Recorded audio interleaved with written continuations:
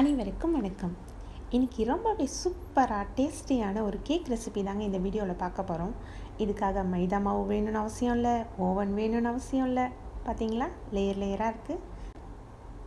இது கேக் எப்படி செய்கிறதுன்னு பார்க்கலாம் வாங்க வீடியோக்கு. இதுக்காக நான் 2 பேக் டீ பிஸ்கட்ஸ் எடுத்திருக்கேன். டீ பிஸ்கட்ஸ் இருந்தாலும் நல்லா கரெக்டாக இருக்கும். டேஸ்ட் ஃப்ளேவர் இல்லை பிஸ்கட்ஸ் வேண்டாம். 2 பேக் டீ பிஸ்கட்ஸையும் இப்போ நான் ஓப்பன் பண்ணிக்கிறேன்.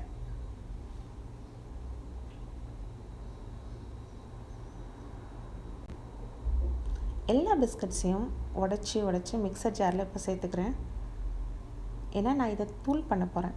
எனக்கு இந்த தூள் தான் வேண்டும். அதுக்காக நான் மிக்சர் ஜாரில் போட்டு தூள் செஞ்சுக்க போகிறேன். இப்போ போய் அரைச்சிக்கலாம்.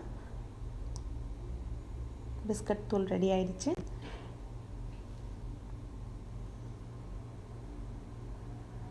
இப்போ ஒரு பவுலில் நீங்கள் எந்த பவுலில் கேக் செட் பண்ண போகிறீங்களோ அந்த பவுலில் எடுத்துக்கோங்க. அதில் நான் இந்த பிஸ்கட் தூள் எல்லாத்தையும் ஆட் பண்ணியிருக்கேன். 2 டேபிள் ஸ்பூன் நெய்,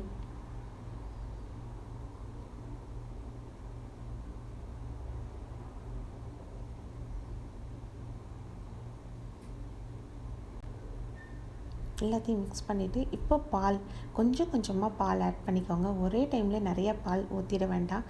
உங்களுக்கு தேவையான அளவுக்கு அந்த பால் ஊற்றி அதை நல்லா கொஞ்சம் கெட்டியாக செட் ஆகுற மாதிரி ஒரு மாவு உருட்டும் போது எப்படி இந்த மாதிரி பிடிக்கும்போது எப்படி வருமோ அது போல் பால் கொஞ்சம் சேர்த்து பிசைஞ்சு எடுத்து வச்சுக்கோங்க.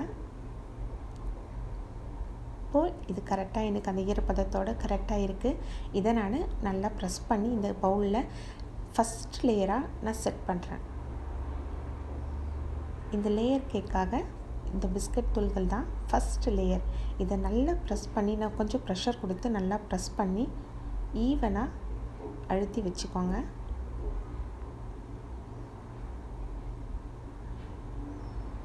ஒரே ஈவனாக வரணுன்றதுக்காக நான் நல்லா ஸ்பூன் போட்டு ப்ரெஷர் கொடுத்து அழுத்துறேன்.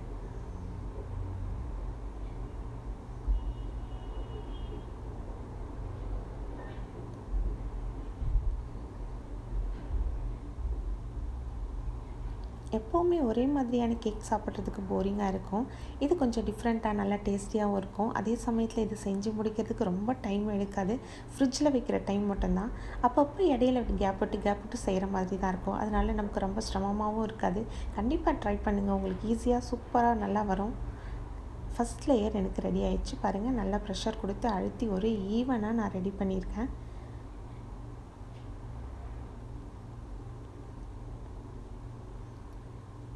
அவ்வளோதான், லேயர் 1 ரெடி ஆயிடுச்சு. இப்போது இதை அப்படியே ஃப்ரிட்ஜில் ஒரு 2 மணி நேரம் வச்சு நல்லா செட் பண்ணிக்கலாம்.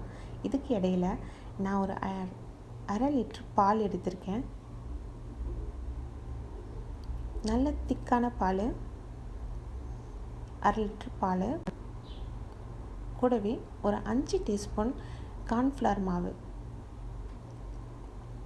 இது நம்மளோட செகண்ட் லேயருக்காக நான் ரெடி பண்ணிகிட்ருக்கேன். இது கட்டிகள் இல்லாமல் நல்லா மிக்ஸ் பண்ணிக்கணும். மிக்ஸ் பண்ணிவிட்டு எல்லாத்தையும் நல்லா கட்டிகள் இல்லாமல் கரைஞ்சிடுச்சு. இப்போ நான் அது ஸ்டவ்வில் வச்சு நல்லா கிண்டணும். கைவிடாமல் கிண்டுங்க. கட்டி பட்டுச்சுன்னா அடிபட்டுரும், எல்லாம் நடக்கும், இல்லை தீஞ்சிடும், இதெல்லாம் நடக்கும். அதனால் இதெல்லாம் இல்லாமல் கைவிடாமல் ஸ்லோ ஃப்ளேமில் வச்சு கிண்டிகிட்டே இருங்க. கிண்டிகிட்டே இருந்தீங்கன்னா நல்ல ஒரு திக்கான ஒரு க்ரீமியாக நமக்கு கிடைக்கும். இதுக்கு தேவையான ஸ்வீட்டு 5 டீஸ்பூன் சுகர், 5 டீஸ்பூன் நார்மலாக கரெக்டாக இருந்துச்சு டேஸ்ட்டு. இதுக்கு கூட போட்டாலும் ரொம்ப ஓவர் ஸ்வீட்டாக ஃபீல் ஆகும். இதுக்கு கம்மியாக போட்டாலும் ஸ்வீட்டே இல்லாத மாதிரி ஃபீல் ஆகும். 5 டீஸ்பூன்றது கரெக்டான இனிப்பான அளவு. எல்லாத்தையும் போட்டு நல்லா கெட்டியாகிற அளவுக்கு நம்ம மிக்ஸ் பண்ணணும். இன்னும் தனியாட்ட தான் இருக்குது.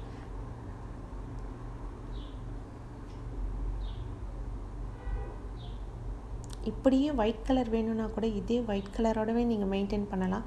இல்லை கொஞ்சம் டிஃப்ரெண்ட்டாக ஒரு எல்லாருக்கும் லைக் பண்ணுற மாதிரி இருக்கணும், அட்ராக்ட் பண்ணுற மாதிரி இருக்கணும்னா கொஞ்சம் ஃபுட் கலர் ஆட் பண்ணிக்கோங்க. எந்த கலர் உங்களுக்கு விருப்பமாக இருக்கோ அந்த கலர் ஆட் பண்ணிக்கலாம். நான் இப்போது ஆரஞ்சு ஃபுட் கலர் ஆட் பண்ணியிருக்கேன்.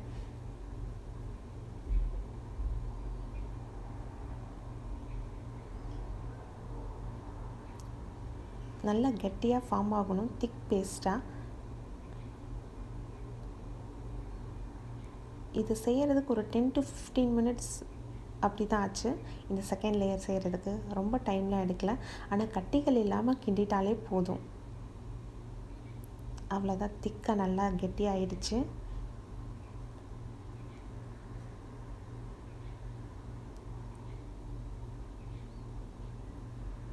இப்போ ஃப்ரிட்ஜ்லேருந்து இந்த கேக் மோல்டையும் எடுத்துகிட்டு வந்துட்டேன். ஃபஸ்ட் லேயர் மேலே அப்படியே இதை ஊற்ற வேண்டியது தான்.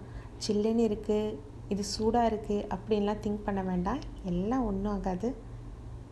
அப்படியே ஊற்றிட்டு திருப்பி இதையும் ஈவனாக நல்லா ஒரு டைம் தட்டி விட்டு, பேஸ்லாம் தட்டி விட்டுட்டு அப்படியே திருப்பி ஃப்ரிட்ஜில் வச்சிட வேண்டியது தான்.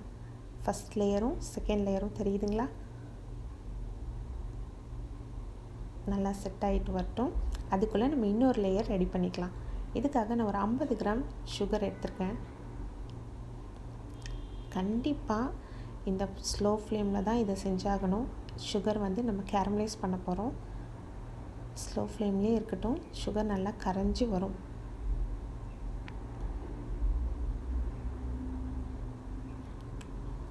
சுகர் கரையுதுங்களா? கொஞ்சம் கொஞ்சமாக மெல்ட் ஆகிட்டே வருது.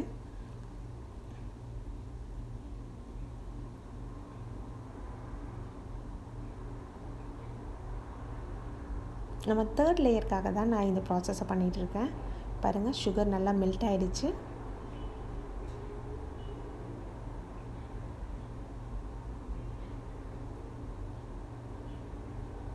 சுகர் கேரமல் ரெடியாக ஆரம்பித்தாச்சு.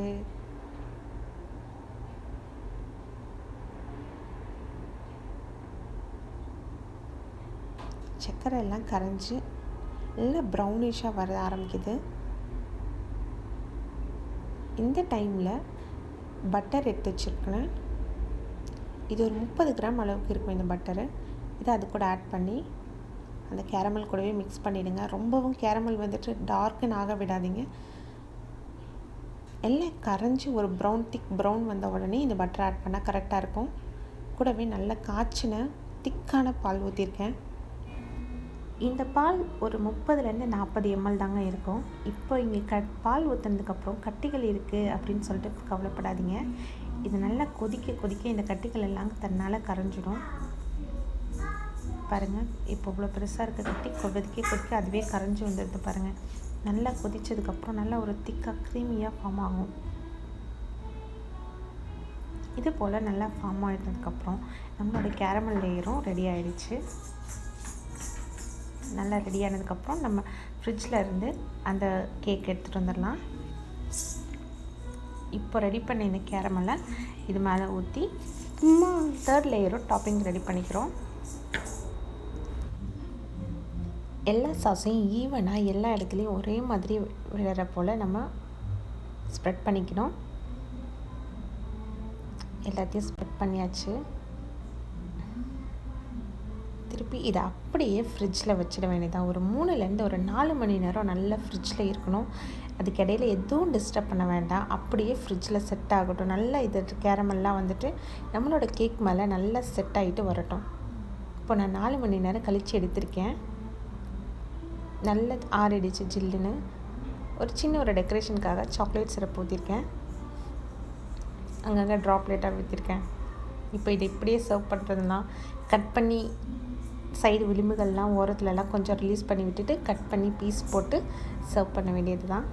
பாருங்கள், கட் பண்ணும்போது எவ்வளோ சாஃப்டாக, அதே சமயத்தில் 3 லேயரும் அவ்வளோ அழகாக வந்திருக்கு. பாருங்கள், இந்த வீடியோ உங்களுக்கு பிடிச்சிருந்துச்சுன்னா லைக் கொடுங்க, ஷேர் பண்ணுங்கள், சேனலை சப்ஸ்கிரைப் பண்ணுங்கள். தேங்க்யூ.